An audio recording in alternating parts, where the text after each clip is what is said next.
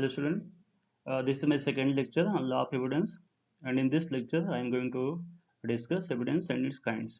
आज के लेक्चर में हम साक्ष्य क्या होता है और इसके कितने काइंड्स होते हैं, कितने प्रकार होते हैं, इस पर हम डिस्कस करेंगे। लेकिन इस पर डिस्कस करने के पहले हम इसके प्रीवियस ईयर में इस टॉपिक पे कौन से क्वेश्चन आए हुए हैं उसको हम डिस्कस कर लेते हैं, जान लेते हैं। 2016 में ये क्वेश्चन आप सब आए कि what is evidence and what are the kinds of evidence. साक्ष्य क्या होता है, इसके कितने टाइप होते हैं, लॉन्ग क्वेश्चन आया 2016 में। देन अगेन इन 2017 फिर लॉन्ग क्वेश्चन रिपीट हुआ है कि साक्ष्य क्या होता है, साक्ष्य के कितने प्रकार होते हैं। यहाँ भी 17 में भी ये लॉन्ग क्वेश्चन आया हुआ है। फिर 2018 में लॉन्ग तो नहीं आया बट इस पर शॉर्ट नोट आए हैं, इसके एविडेंस के काइंड्स पर शॉर्ट नोट आए हैं। इसमें डायरेक्ट एविडेंस आया है, क्या होता है, सरकमटेंशियल आया हुआ है, सरकमटेंशियल और डॉक्यूमेंट्री एविडेंस के बारे में पूछा हुआ है। तीन काइंड्स जो साक्ष्य के, तीनों पे शॉर्ट नोट आया हुआ 2018 में कि प्रत्यक्ष साक्ष्य क्या होते हैं, परिस्थितिजन्य साक्ष्य क्या होते हैं, दस्तावेजी साक्ष्य क्या होते हैं। 2019 में फिर ये क्वेश्चन रिपीट हुआ है कि काइंड्स क्या होते हैं, बट यहाँ पर 60 में आया। 2019 में ये 60 में क्वेश्चन आया हुआ है कि काइंड्स ऑफ एविडेंस क्या होते हैं, साक्ष्य के कितने प्रकार होते हैं। ठीक, तो ओवरऑल अगर हम देखते हैं तो ये क्वेश्चन जो हमारा है साक्ष्य और साक्ष्य के काइंड्स क्या होते हैं, ये काफ़ी इंपॉर्टेंट क्वेश्चन है। लगभग हर साल ये क्वेश्चन पूछा जाता है, लॉन्ग या शॉर्ट में कहीं ना कहीं इसको पूछा जाता है। सबसे पहले what do mean by evidence, साक्ष्य होता क्या है। एक जो जनरल डेफिनेशन साक्ष्य की दी जाती है, evidence means instrument by which any relevant fact is brought before the court. साक्ष्य एक ऐसा साधन होता है जिसके द्वारा कोई सुसंगत तथ्य न्यायालय के सामने लाया जाता है। तो अगर कोई सुसंगत तथ्य आपके पास, सुसंगत तथ्य क्या होते हैं कि जो भी विवादित विषय है, जो फैक्ट इशू होता है, उसके बारे में अगर वो कुछ प्रकाश डालते हैं तो कहते हैं हम उसको रेलिवेंट फैक्ट कहते हैं। जैसे सपोज ए ने बी का मर्डर कर दिया, वहाँ पे सामने सी था, सी के सामने घटना घटी। अब अगर ये क्वेश्चन उठता है कि क्या वास्तव में ए ने बी का मर्डर किया था, तो ये साक्ष्य अगर आप कोर्ट के सामने लाना चाहते हैं, ये फैक्ट आप कोर्ट के सामने दिखाना चाहते हैं, किसी ने देखा था, तो किसी ने अगर उस घटना को देखा था तो ये जो देखने वाली बात है, ये देखने वाला जो फैक्ट है, ये रेलिवेंट फैक्ट होता है, एक सुसंगत तथ्य होता है, क्योंकि इससे साबित होता है कि हाँ कुछ हुआ था वहाँ पे। ठीक है, इस सुसंगत तथ्य को जो न्यायालय के सामने पेश किया जाएगा, जिस तरीके से पेश किया, जिस साधन से पेश किया जाएगा, वो कहलाएगा साक्ष्य। अब अगर सी ने देखा है घटना को और सी जब कोर्ट के सामने जाएगा और अपना स्टेटमेंट देगा कि हमारे सामने ही ए ने बी का मर्डर किया है, ये जो सी का स्टेटमेंट होगा कोर्ट के सामने, ये एविडेंस कहलाएगा, ये साक्ष्य कहलाएगा। ठीक, क्योंकि उस घटना को, वो जो घटना किसी ने देखी हुई थी, उसको यहाँ पे आके कोर्ट के सामने बताया गया है कि हाँ इस घटना को हमने देखा था, तो इसको हम कहेंगे कि ये एक साक्ष्य, ये एक एविडेंस है। दूसरे तरीके से हम इसको कह सकते हैं, evidence means anything by which any fact is proved और डिसप्रूव्ड।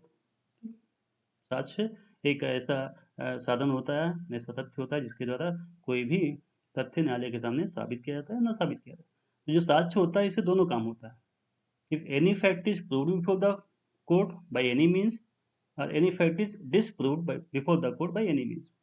न्यायालय के सामने किसी भी साधन द्वारा हम किसी तथ्य को साबित करते हैं, तब भी वो साबित करने, जिस चीज़ से हम साबित करते हैं, जिस साधन से साबित करते हैं, वो साक्ष्य कहलाएगा। या हम नासाबित भी करते हैं कि उससे हम दिखाते हैं कि ऐसा नहीं था, तब भी वो साक्ष्य की कैटेगरी में ही आएगा। तो दोनों का इस्तेमाल यहाँ पे होता है साक्ष्य में, कि चाहे हम उसका इस्तेमाल किसी बात को साबित करने के लिए करें या किसी बात को काटने के लिए करें कि ऐसा नहीं होता। ये तो एक जनरल डेफिनेशन होगी कि साक्ष्य की क्या होती है। नाउ बेयर एक्ट में भी डिफाइन किया गया एविडेंस को, सेक्शन 3 में एविडेंस को डिफाइन किया गया है। सेक्शन 3 की डेफिनेशन के अकॉर्डिंग यहाँ पर दो कैटेगरी बनाई गई है, दो कैटेगरी बनाई गई है एविडेंस की, ठीक, ओरल और डॉक्यूमेंट्री। तो जो पहली कैटेगरी ओरल एविडेंस की बात की गई है, इसमें जो डिफाइन किया गया है उसके according all the statements which the courts permits are required to be made before it by witnesses in relation to matter of fact under inquiry is known as oral evidence। ऐसे सारे कथन जो न्यायालय द्वारा जांच के विषय के संबंध में अपने समक्ष साक्ष्यों के द्वारा किए जाने की अनुज्ञा देता है, उसको हम मौखिक साक्ष्य कहते हैं। दैट मीन्स अगर कोर्ट ने किसी व्यक्ति को परमिट किया है या उसे अपेक्षा किया है कि जो भी जांच का विषय कोर्ट के सामने चल रहा है, इस विषय के संबंध में वो कोई कथन न्यायालय के सामने करे, वो व्यक्ति जो कथन करेगा वो साक्षी के रूप में आता है, तो ऐसे कथन को हम ओरल एविडेंस बोलेंगे, ऐसे कथन को हम मौखिक साक्ष्य कारण। तो डेफिनेशन के अकॉर्डिंग ओरल एविडेंस कब माना जाएगा? When the statement made by the witness, को साफ साफ लिखा डेफिनेशन में, all the statement which the court permits are required to be made before it by witnesses. तो पहली रिक्वायरमेंट क्या होनी चाहिए? Statement must be made by the witness. ठीक है, तो स्टेटमेंट जो होना चाहिए ये विटनेस ने दिया हो। Statement must be made by the witness, that means जो भी कथन किया न्यायालय के सामने व्यक्ति किया है वो गवाह के रूप में, साक्षी के रूप में कोर्ट के सामने आया, मतलब उसका स्टेटस होना चाहिए कि वो साक्षी के रूप में आया, साक्षियों की लिस्ट में उसका नाम होना चाहिए। तो विटनेस बनकर वो कथन किया हो, बिना विटनेस बने हुए कोई भी कोर्ट के सामने कुछ भी बोल देगा तो ये ओरल एविडेंस में नहीं आएगा। तो पहली रिक्वायरमेंट है कि वो साक्षी रहा हो, गवाह बन के अपना कथन दिया हो। दूसरी बात कही गई है, जो ये स्टेटमेंट दिया गया हो ये मैटर ऑफ फैक्ट से अंडर इंक्वायरी। ठीक, matter of fact under inquiry, जो भी कथन किया गया है वो जांच के विषय से संबंधित हो, मतलब दिखना चाहिए, उसका रिलेशन दिखना चाहिए कि आपने जो स्टेटमेंट दिया है उसका संबंध जांच के विषय से। जांच के विषय मतलब यहाँ पे जो फैक्ट इन इशू है, जिसपे डिस्प्यूट है, जिसपे कि कोर्ट को डिसीजन लेना है, वो फैक्ट मैटर ऑफ फैक्ट है। तो जो भी matter of fact under inquiry जांच का विषय है जो, उसके बारे में ही वो कथन होना चाहिए। और ये जो स्टेटमेंट दिया जाता है with the permission of the court, permission of the court, न्यायालय की परमिशन से, न्यायालय की अनुमति से, या न्यायालय के रिक्वायरमेंट पे, न्यायालय ने चाहा है कि आप इसको कोर्ट के सामने ला सकते हो तभी आप कर सकते हो।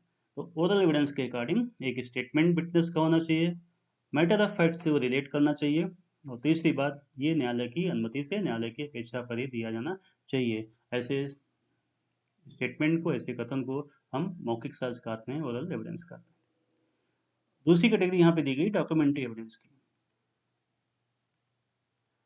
डॉक्यूमेंट्री एविडेंस, दस्तावेजी साक्ष्य। ठीक है, इसके according all the document produced before the court for its inspection is known as documentary evidence. न्यायालय के समक्ष से न्यायालय के निरीक्षण के लिए पेश की गई दस्तावेज दस्तावेजी साक्ष्य कहलाते हैं। तो एक डॉक्यूमेंट हो, ठीक, अगर कोई डॉक्यूमेंट है, उस डॉक्यूमेंट को कोर्ट के सामने इसलिए प्रोड्यूस किया जाता है जिससे कि कोर्ट उसका इंस्पेक्शन करे, कोर्ट उसका निरीक्षण करे, तो कहा जाएगा कि डॉक्यूमेंट्री एविडेंस है। ठीक है, तो यहाँ पे दो रिक्वायरमेंट है, डॉक्यूमेंट होना चाहिए। तो first requirement, document produce before the court, document produce before the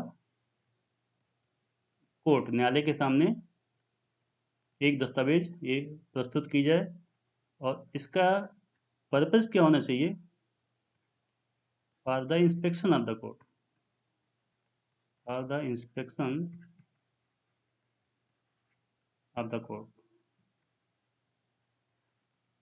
तो डॉक्यूमेंट्री एविडेंस के लिए दो चीज़ें होनी चाहिए कि कोर्ट के सामने दस्तावेज पेश की गई हो, और ये जो दस्तावेज पेश की गई है ये न्यायालय के निरीक्षण के लिए पेश की हो। अगर न्यायालय का निरीक्षण कराने का पर्पज़ नहीं है तो इसको भी हम दस्तावेजी साक्ष्य में नहीं मानेंगे। तो ये पर्पज़ होना चाहिए कि अगर आपने कोर्ट के सामने कोई डॉक्यूमेंट प्रोड्यूस किए है, प्रेजेंट किया हुआ है, तो इंटेंशन ये होना चाहिए कि कोर्ट इसका इंस्पेक्शन करे, कोर्ट इसका निरीक्षण करे, तभी वो डॉक्यूमेंट्री एविडेंस की कैटेगरी में माना जाता है। तो ये तो एक दो कैटेगरी दी गई हैं जो कि हमारे बेरेट की डेफिनेशन के अकॉर्डिंग दी गई हैं, कि इसके अकॉर्डिंग ऑफिशियली दो टाइप के एविडेंस होते हैं, एक मौखिक साक्ष्य होता है और एक डॉक्यूमेंट्री एविडेंस होता है। मौखिक साक्ष्य मतलब स्टेटमेंट, जिसको हम कहते हैं आई विटनेस, ये गवाह होता है, स्टेटमेंट कथन होता है विटनेस का, ये ओरल एविडेंस होता है। और सेकेंड कैटेगरी है डॉक्यूमेंट्री एविडेंस, दस्तावेजी साक्ष्य, अर्थात ये डॉक्यूमेंट है, इसमें इलेक्ट्रॉनिक रिकॉर्ड भी शामिल होता है। दस्तावेज जो होता है वो हम कोर्ट के सामने पेश करते हैं, या इलेक्ट्रॉनिक रिकॉर्ड, जो कंप्यूटर रिकॉर्ड होते हैं, इलेक्ट्रॉनिक रिकॉर्ड हम कोर्ट के सामने प्रोड्यूस करते हैं, और इस पर्पज से करते हैं कि कोर्ट इसका इंस्पेक्शन करे। ये तो हो गया ऑफिशियली दो कैटेगरी, बट अगर हम ओवरऑल देखते हैं तो एविडेंस की और भी कैटेगरी हैं। तो पहली दो कैटेगरी तो हो गई, हमने जो भी देखा ओरल एविडेंस।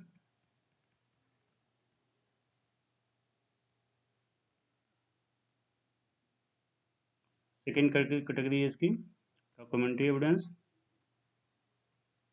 डॉक्यूमेंट्री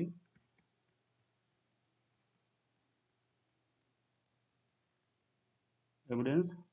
तीसरी कैटेगरी जो इसकी होगी डायरेक्ट एविडेंस। डायरेक्ट एविडेंस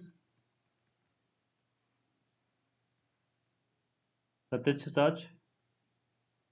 चौथी कैटेगरी है circumstantial evidence. Circumstantial circumstantial evidence. पांचवी कैटेगरी है प्राइमरी एविडेंस। Primary evidence. छठी कैटेगरी है इसकी सेकेंडरी एविडेंस। Secondary evidence.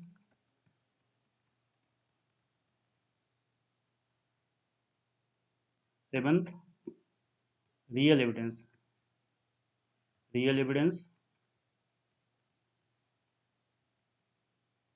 और आठवीं कैटेगरी है हियर से एविडेंस। हियर से एविडेंस। तो ओवरऑल ये 8 कैटेगरी हैं साक्ष्य की, काइंड्स ऑफ एविडेंस की हम बात करते हैं तो ये 8 तरह के साक्ष्य माने गए हैं। ओरल एविडेंस मौखिक साक्ष्य हम देख चुके हैं कि बेरेक में दिया गया है। डॉक्यूमेंट्री एविडेंस दस्तावेजी साक्ष्य, ये हमने भी बेरेक में देखा, दोनों लिखा हुआ है। जो थर्ड कैटेगरी है डायरेक्ट एविडेंस या प्रत्यक्ष साक्ष्य। डायरेक्ट एविडेंस दैट मीन्स प्रत्यक्ष साक्ष्य। तो अगर जो घटना घटी है उस घटना को देखने वाला डायरेक्टली कोर्ट के सामने आकर के बयान देता है, कथन करता है, तो कहा जाता है कि डायरेक्ट एविडेंस है। जैसे ए ने बी को चोट पहुंचाई है और सी वहां पे खड़ा हुआ था। सी वहां खड़ा हुआ था, सी ने देखा कि ए ने बी को चोट पहुंचाई है। और जब सी जाके कोर्ट के सामने स्टेटमेंट देगा कि हाँ हमने देखा, हमारे सामने ही ए ने बी को चोट पहुंचाई है, तो ये जो सी का स्टेटमेंट होगा ये डायरेक्ट एविडेंस कहलाएगा, प्रत्यक्ष साक्ष्य कहलाएगा, क्योंकि उसने डायरेक्टली देखा है। तो डायरेक्ट एविडेंस में क्या होता है, जो घटना होती है उसको विटनेस जो गवाह होता है वो या तो अपनी आंखों से देखा होता है या अपने कानों से सुना होता है, ठीक? या और भी हमारी सेंसेज होती हैं। हमारी सेंसेज जैसे जीभ है, हमारी टंग है, जीभ से कोई चीज़ महसूस की गई। जैसे हमने अगर कुछ देखा तो आंखों से देखा, ये भी सेंस है। हमने जाके कोर्ट को बयान दिया है तो ये डायरेक्ट एविडेंस कहलाएगा। हम यहाँ बैठे हुए हैं, हमने बाहर किसी चीज़ की आवाज़ सुनाई पड़ी, हमें रिवॉल्वर की गोली चलने की आवाज़ सुनाई, बम की आवाज़ या चिल्लाने की, रोने की, कोई भी आवाज़ सुनाई, तो हमने देखा नहीं उस घटना को, हमने क्यों अपने कान से सुना। तो क्योंकि मैंने अपने कान से सुना हुआ है, इसलिए मैं जब कोर्ट के सामने स्टेटमेंट दूंगा कि हाँ हमने ये चीज़ सुनी थी, ये आवाज़ सुनी थी, ये डायरेक्ट एविडेंस कहलाएगा। इसी तरीके से जीभ हमारी है, ये भी हमारी सेंसर्स होती हैं। तो अगर हमने जीभ से, अपनी टंग से कोई चीज़ महसूस की है, अब जीभ से हम स्वाद महसूस करते हैं, टेस्ट महसूस करते हैं, तो अगर हमने खुद टेस्ट किया है किसी चीज़ को कि हाँ ये खट्टी थी, मीठी थी, ठीक है, तीखी थी, तो उस चीज़ का एविडेंस हम देंगे, क्योंकि हमने अपनी जीभ से उसको महसूस किया है, इसलिए हम ही जाकर के कोर्ट में बयान देंगे। जब हम कोर्ट में बयान देंगे कि हाँ हमने टेस्ट किया था, ये ऐसी थी, तो वो डायरेक्ट एविडेंस कहलाएगा। इसी तरीके से नोज, हमारी नोज भी सेंस होती है, इंद्रियां होती हैं हमारी। नाक से भी हम जो कुछ भी महसूस करते हैं, एक फैक्ट होता है, उसको भी हम कोर्ट के सामने बता सकते हैं। तो जिसने अपनी नाक से कोई चीज़ महसूस की थी, नाक से क्योंकि हम गंध स्मेल महसूस कर सकते हैं, तो अगर ए ने अपनी नाक से, अपनी खुद की नोज से महसूस किया था कि हाँ किसी जगह पे ऐसी गंध आ रही थी, ऐसी स्मेल आ रही थी, तो ए ही कोर्ट के सामने जाकर के स्टेटमेंट देगा कि हाँ मैं वहाँ पे गया तो मुझे इस तरह की स्मेल आ रही थी, ऐसी गंध आ रही थी, ठीक है। इसी तरीके से स्किन भी हमारी सेंस होती है, स्किन टच से, त्वचा हमारी जो होती है, स्किन से भी हम टच करके कोई चीज़ महसूस करते हैं। जैसे स्किन से टच करके हम जान सकते हैं कि कोई चीज़ सॉफ्ट है, हार्ड है, कोल्ड है, कैसी है। तो जिसने भी अपनी स्किन से इसको टच करके महसूस किया है, वो जाके कोर्ट को जब स्टेटमेंट देगा तो वो डायरेक्ट एविडेंस कहलाएगा, वो प्रत्यक्ष साक्ष्य कहलाएगा। तो यही है, डायरेक्टली घटना को जिसने देखा होता है वो जब कोर्ट में उसका बयान देता है तो कहा जाता है कि ये प्रत्यक्ष साक्ष्य है। डायरेक्ट एविडेंस ऐसे होते हैं कि ये बिना किसी दूसरे फैक्ट के मदद के भी ये चीज़ों को साबित कर सकते हैं, ठीक। Direct evidence means any fact which without the intervention of the other fact proves the existence of the fact in issue। हम प्रत्यक्ष साक्ष्य को ऐसे साक्ष्य को मानते हैं जो कि बिना किसी दूसरे तथ्य की मदद के भी किसी विवादित तथ्य को साबित कर सकते हैं। ये हो गया डायरेक्ट एविडेंस, हो गया प्रत्यक्ष साक्ष्य। तो जिसने अपने इंद्रियों से महसूस किया कोई चीज़, वही जब कोर्ट को बताएगा तो वो प्रत्यक्ष साक्ष्य कहलाएगा और डायरेक्ट एविडेंस कहलाएगा। देन चौथी कैटेगरी है सर्कमटेंशियल एविडेंस, सारांश साक्ष्य, इसको हम इनडायरेक्ट एविडेंस भी बोलते हैं। सर्कमटेंशियल को इनडायरेक्ट एविडेंस भी बोलते हैं, इनडायरेक्ट एविडेंस, इनडायरेक्ट एविडेंस भी इसको बोलते हैं, मतलब अप्रत्यक्ष साक्ष्य। ठीक है, ये अप्रत्यक्ष साक्ष्य होता है, डायरेक्ट घटना का डायरेक्ट गवाह नहीं होता है, बल्कि वो परिस्थितियों से मंदा लगा। ठीक, यहाँ पर घटना का कोई भी डायरेक्ट एविडेंस नहीं होता, किसी ने भी अपनी कान से साफ साफ घटना को होते, जो मेन घटना थी उसको होते नहीं देखा, बट उस घटना से जुड़ी हुई कुछ सर्कमस्टांसेस होती हैं, कुछ परिस्थितियां होती हैं। वो जो परिस्थितियां होती हैं वो एक दूसरे से इस तरीके से जुड़ी होती हैं, जकड़ी हुई होती हैं कि उससे एक निष्कर्ष निकल के आ जाता है कि हाँ ऐसा हुआ होगा। मतलब परिस्थितियों के आधार पर हम एक निष्कर्ष निकाल लेते हैं कि ऐसा हुआ होगा। सर्कमटेंशियल एविडेंस क्या होते हैं? These are the facts relates to a series of fact. ये ऐसे तथ्य होते हैं जो कि सीरीज ऑफ तथ्य से रिलेट करते हैं। ठीक है, और इस तरीके से रिलेट करते हैं, इस तरीके से रिलेट करते हैं कि हम उससे एक निष्कर्ष पे पहुंच जाते थे। They are so associated with fact in issue to provide any conclusion. ठीक है, कि इस तरीके से एक दूसरे से जुड़े होते हैं, फैक्ट इन इशू से वो जुड़े होते हैं कि एक निष्कर्ष निकाल, एक अनुमान निकाल के देते हैं कि हाँ ऐसा हुआ, मतलब कंक्लूजन हमको दे देते हैं। ठीक है, तो ये खुद तो जो सर्कमटेंशियल एविडेंस होते हैं ये खुद सीधे फैक्ट इन इशू से जुड़े नहीं होते हैं, बट वो फैक्ट इन इशू से इस तरीके से एसोसिएटेड होते हैं, इस तरीके से जुड़े होते हैं कि उससे एक अनुमान निकल के आता है, एक कंक्लूजन डिराइव होता है। तो हम कहते हैं सर्कमटेंशियल एविडेंस ये परिस्थिति साक्ष्य होता है। जैसे अब मान लो ए पे चार्ज लगा है कि उसने बी का मर्डर कर दिया है। कुछ दिन पहले ए और बी में लड़ाई होती है, झगड़ा होता है, और ए ने बी को धमकी दिया था कि हम तुम्हें मार डालेंगे। ठीक, एक बात ये फैक्ट है। ठीक है, घटना वाले दिन जिस रिवाल्वर से बी का मर्डर हुआ था वो रिवाल्वर ए की ही पाई जाती है। ठीक है, और उस पर एक के ही फिंगर इम्प्रेशन भी पाए जाते हैं। जहाँ पे जिस जगह पे जिस घर में बी का मर्डर हुआ था वहाँ पर लोगों ने उस वक्त ए को अंदर जाते हुए देखा था, बंदूक लेके अंदर जाते हुए देखा था, और जस्ट उसके कुछ देर बाद बाहर लोगों ने देखा कि बंदूक लेके बाहर वो रिवाल्वर लेके निकलता। घटना घटने के बाद में ए फरार है। ठीक है, ए बिल्कुल एब्सकॉन्डेड है, फरार है, वो उसका पता नहीं कि वहाँ पे कहाँ पे वो गया हो। ए के घर में जाते हैं तो वहाँ पे रिवाल्वर मिलता है, तो वो वहाँ पे बरामद होता है। और इसके अलावा उसके पास में कुछ जैसे खून के लगे कपड़े भी बरामद होते हैं।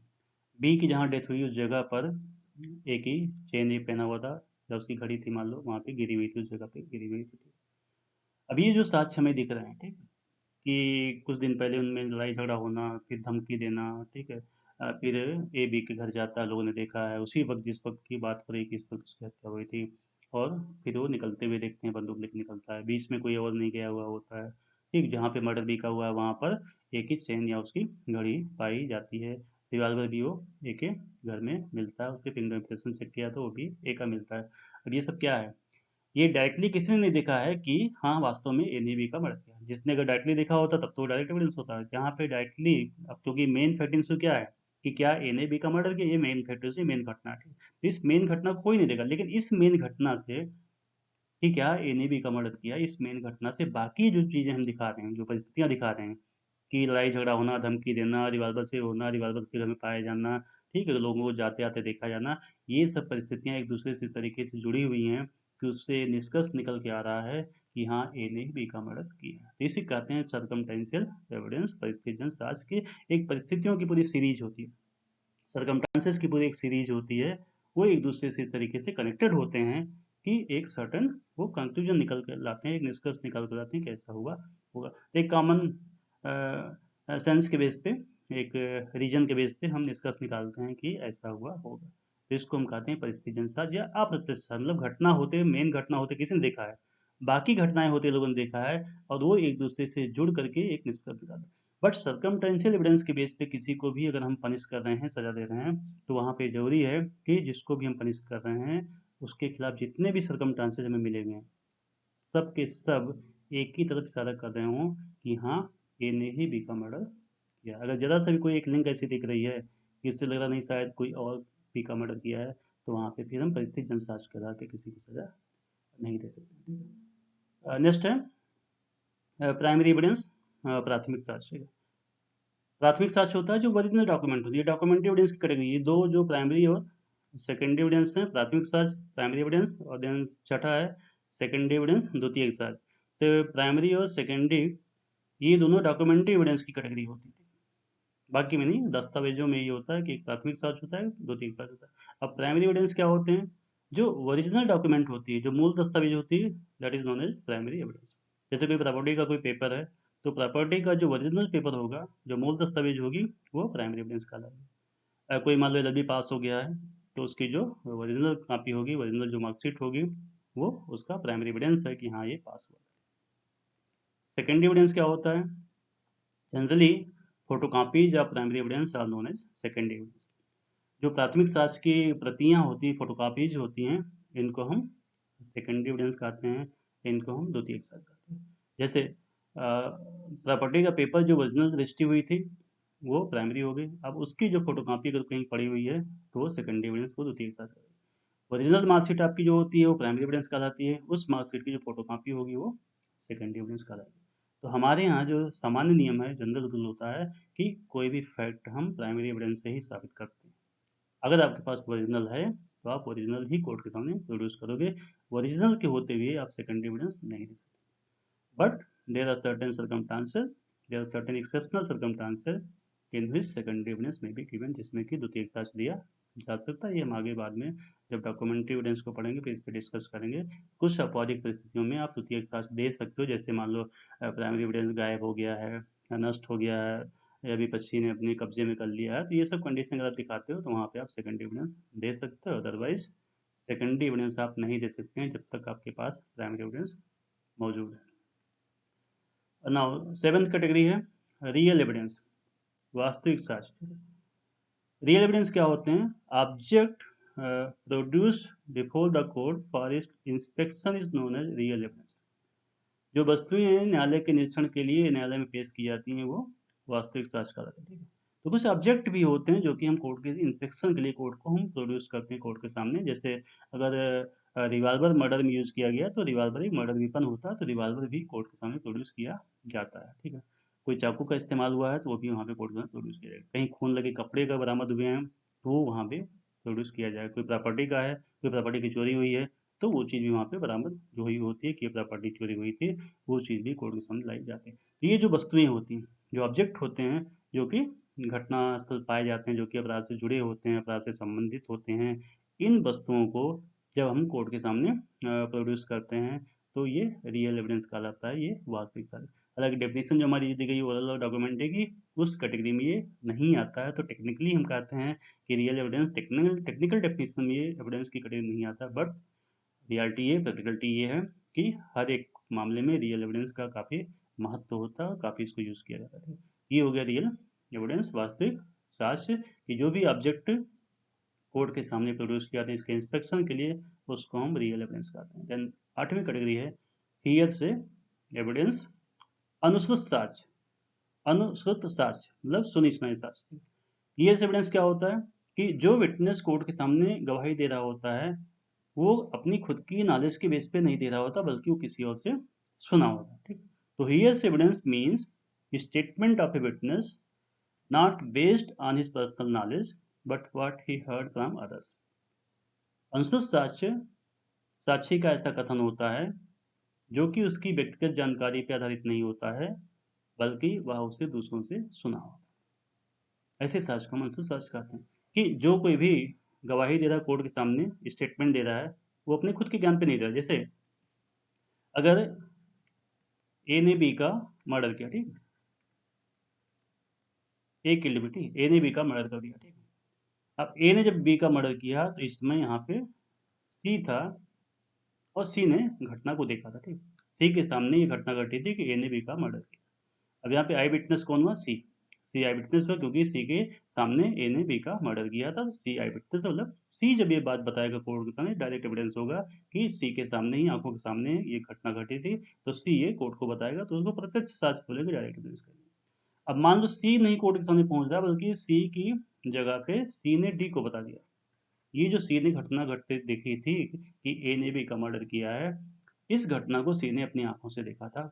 इसने इसके बारे में डी को बताया। इसने इसके बारे में डी को बताया कि हम उस दिन वहाँ पे खड़े हुए थे तो हमारे सामने ए ने बी का मर्डर किया।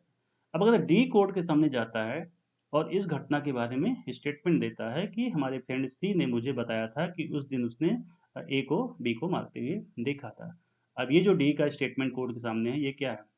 ये दूसरे से सुना हुआ है। इसने सी से सुन के स्टेटमेंट दिया, ठीक है। इसलिए जो डी का स्टेटमेंट होगा इसको कहेंगे हियर से एविडेंस या साक्ष्य। सामान्य नियम जो हमारे यहाँ है रूल एविडेंस लॉ में, हियर से evidence is not admitted in evidence.